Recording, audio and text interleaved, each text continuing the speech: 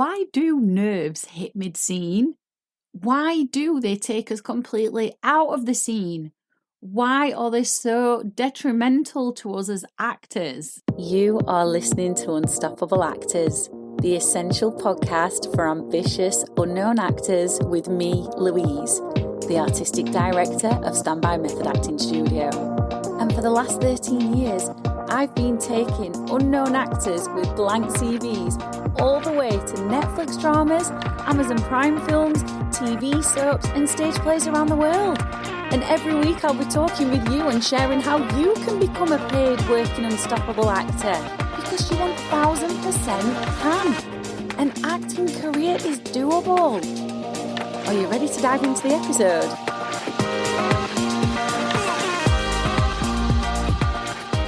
I want to explore this with you today because there are 3 very rarely used method acting exercises that are going to help you when the nerves do hit mid-scene. And I want you to know that even with the most professional, experienced, well-seasoned actor, they get nerves hit mid-scene too. It happens to the best of us. You are not alone. Just because you're newer in the journey to becoming an actor doesn't mean that there's anything wrong with you, because there isn't. We all get caught up in those mid-scene nerve hits. So let's explore this then. So why do nerves hit mid-scene? It is usually because you have got stuck in performance patterns.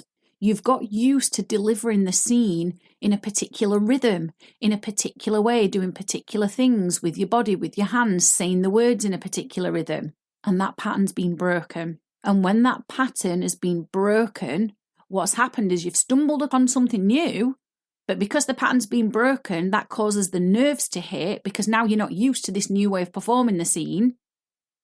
And then before you know it, the nerves have taken over everything. They've infiltrated your imagination, your body, your emotions, your thinking, the words. And it usually leads to forgetting the lines or panicking that you've done something wrong. So before, when you were stuck in the patterns, you were mechanical acting, just going through the motions, following that same pattern of performance. But then that pattern broke because you had a genuine experience that broke you out of the patterns of the lines. And therefore, that's why now you can't remember the lines, or it's why you're panicking that you've done something wrong. So you've got to be aware as an actor that you are never, ever getting stuck in patterns in the way you deliver the lines and what you do in the scene. So the scene will always have the same outcome because it's pre-written. You're always going to start the scene however the scene starts, and it's always going to end the way it ends. And it's just the lines that thread you through, that get you from beginning to end. But then what happens between the lines in those white spaces on the page, that should always be slightly different. And the way the lines are spoken should never be repetitive, never be robotic, never be mechanical or lifeless. When you're just parroting lines, you're not living in the moment. So when you start to train yourself as an actor to not get stuck in the same way of delivering a scene, when you start finding brand new moments in the scene, you'll not panic and the nerves won't hit, making you forget the lines or panicking that you've done something wrong, because you are used to always finding new moments in the scene. And this is really how we should be exploring scenes. It's how we should be approaching scenes, with this idea of exploration, that I am going to find something new. That is what is going to deter the nerves, those mid-scene nerves. I know because this has happened to me. When I was over in Dubai performing A Midsummer Night's Dream, I was playing Hermia, and I was in a scene with my scene partner who was playing Lysander, and I was going through the scene robotically. It's got to be said, I've got to admit it to myself, I was. And then all of a sudden I panicked about the lines because I'd said a line differently. I'd done something different, and that took me out of the scene. It made me panic, and then I became aware of the audience. And then because I was aware of the audience, I was then like, oh my God, I'm actually performing. And then I became aware of my scene partner, Chris, who was playing Lysander, getting closer and closer and closer to my next line. And then that created the god of all panic, the god of all nerves. And I was like, oh my God, I'm in the middle of a scene, doing Shakespeare, in Dubai, in a country I don't live in. There's people everywhere watching me. It's coming up to my next line. I don't know what my next line is. And chaos ensued inside of me because I'd done something different and broken that pattern, which then caused sheer chaos because I panicked thinking I'd done something wrong. And then I couldn't remember the lines. I don't want you to experience that because it is stressful. It is horrible. It makes you feel like you're the worst actor on the planet. I felt like a fraud. I felt like an absolute fraud because I was getting paid for this. And I was like, oh my God, I'm getting paid to forget lines. Now, thankfully, in the midst of all of this, my lines came back to me, but it wasn't my best performance by any stretch of the imagination. So another reason we can get mid-scene nerves, as well as breaking those performance patterns, is because previous to going in the scene, we are holding either a conscious or unconscious belief that something is going to go wrong in the scene. And it is usually 9 times out of 10 to do with forgetting lines. And again, when this happens, it leads to panic because we lose trust in ourselves. We don't believe we can get through this. So we become extremely nervous. We go into something called survival mode. Survival mode is literally, shit, I'm in fight, flight, or freeze. I either freeze mid-scene, or I try and fight my way out of it, or I want to run away and I want to get out of the scene. And everything falls apart. And that is what happened to me on stage in Dubai. And our scene partners sense this. They know it. They can see it. So it not only affects our own performance, it affects our scene partners as well. So that's the reason why the mid-scene nerves hit. So what can we do about them? Because we don't want to walk away from scenes feeling like we're rubbish, feeling like we're frauds, feeling like we've messed everything up for everyone, including ourselves. We don't want to walk away from scenes feeling like we're not good enough and afraid that it's going to happen again the next time we go into a scene or the next time we go to an audition. So the 3 techniques that you need to overcome these mid-scene nerves are relaxation, sense memory, and given circumstances. And you can use these in the middle of the scene when you start panicking and when the nerves hit. They all move you away from the glaringly obvious, which is that you are nervous.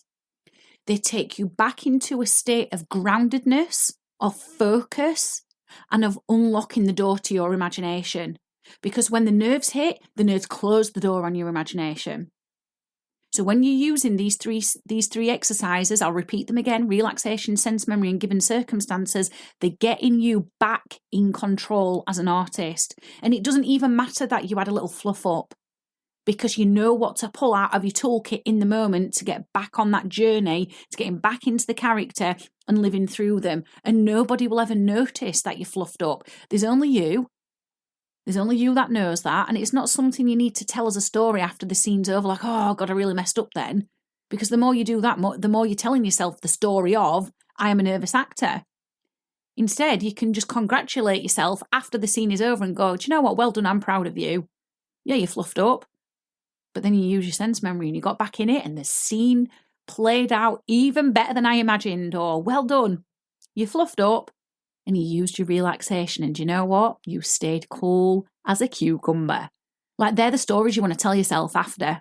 You will be feeling good about yourself. You will be feeling like a professional and knowing you're a professional when you use those 3 exercises. Just do not give yourself a hard time, as I've already said, when you've used them, because everybody loses lines from time to time. Everybody messes a scene up, forgets an entrance, forgets an exit, forgets where they should be standing. It's okay. It's absolutely okay to mess up. We're human. We're infallible. It's how you recover from them that's important. And those exercises that I've mentioned will help you recover really, really well. I want you feeling like an empowered actor, because when you feel empowered, that resonates. Because when you feel empowered, that rubs off. People pick up on that. Your director thinks, wow, what a pleasure they were to work with. What a professional. I'll need to tell my other director friends about them, or I'd love to work with them again. Now, if this is happening to you where mid-scene nerves are hitting and it's breaking your confidence and you're giving yourself a hard time and you're disconnecting from the character and you're disconnecting from your emotions, I'd love to coach you inside the Method Actor Circle. I would love to take these lessons from this episode to a more practical level and show you practically how to use those exercises. And I'd love to give you feedback on your work as well. I want to big you up. and get your talent to such a level that you never doubt yourself again. The Method Actor Circle is amazing. It is professional, regular training. It's going to end the overthinking, generate more emotions, and get more doors opened for you. It's low cost. It is the missing piece, as our Method Acting Circle member Leanne Abelos said. It is the missing piece for her. And as Charles, one of our other members, said, he always walks away more confident and more inspired after the lessons. So we record every single lesson that gets uploaded into the portal. So whenever you need to dip in and watch a lesson back, you can. They're practical, so you follow along with them.